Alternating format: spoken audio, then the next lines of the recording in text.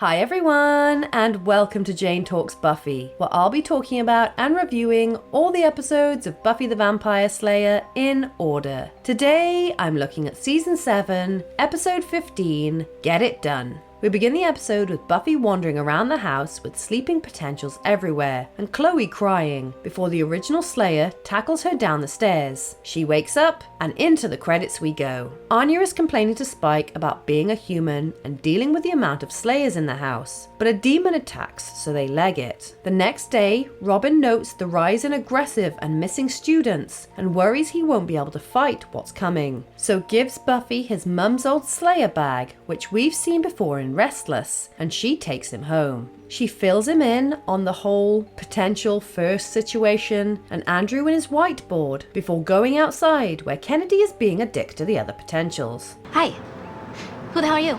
Willow and her weapons come to say hello, and Buffy says they don't have much in the way of an army, but Robin is more interested in Spike, who is currently being told off by Anya for running instead of killing the demon. The boys have a bit of a standoff, and later Dawn says she looked through the Slayer bag, which among other things contained a box that cannot be opened, and they talk about her schoolwork before, oh no, that is horrible, and of course the first decides to gloat. Buffy buries her body, and the potential are shook, so Buffy lectures them. I've been carrying you, all of you, too far, too long.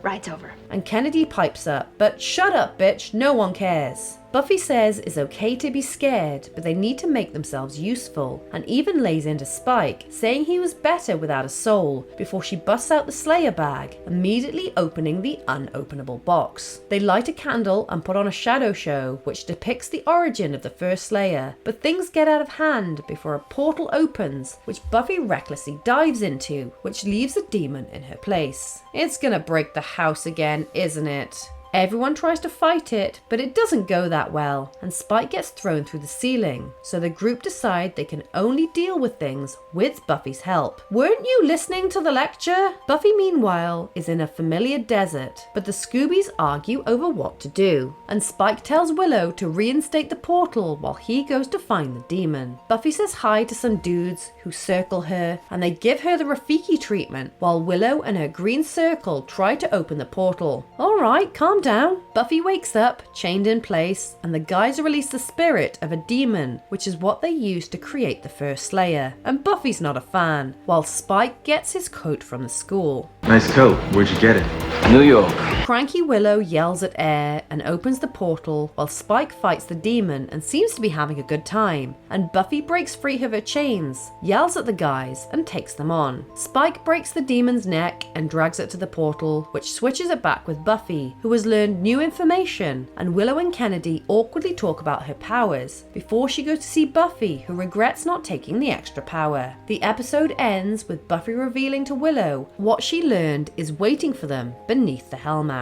This felt like a quick little episode, but I rather enjoyed it. You can see the impact Giles' lecture had on Buffy in the previous episode, as it's her turn to tell the others they need to step up to the plate and take action. Buffy comes from two camps of thought. One, that she is the Slayer, she's better and more powerful than everyone, and she is the one who makes the big moves and the tough choices. And the other is, she is the Slayer with friends, who all need to pull their weight if they're ever going to have a chance of beating the first. I like how she finally puts Spike in his place after pandering to him and defending him for too long. But still, she needs to sort out what her point actually is, because she's all over the damn place. The Shadow Quest was an interesting look at how the first Slayer was created, and true to form, Buffy rebelled against the traditions of her calling, just like she did against the Council. We set up some more stuff for the Robin versus Spike storyline, which is meh, and I'm genuinely sad that Chloe died. I hope Kennedy feels bad, but all in all, an interesting little episode. We have two deaths, one human, Chloe, who was manipulated by the first, and one demon for the exchange of Buffy, whose neck got broken by Spike, which brings our running total to 48 humans, 1 transformation, 18 vampires, and 21 demons. So there you have it. That was Get It Done. Let me know your thoughts in the comments below, or come say hi on social media. If you enjoyed this video, then please hit that like button, it really does mean a lot, or consider subscribing if you want to be sired by my channel. Alternatively, feel free to check out my other YouTube channels. Thank you so much for watching, I'll speak to you soon, and don't let the vampires bite.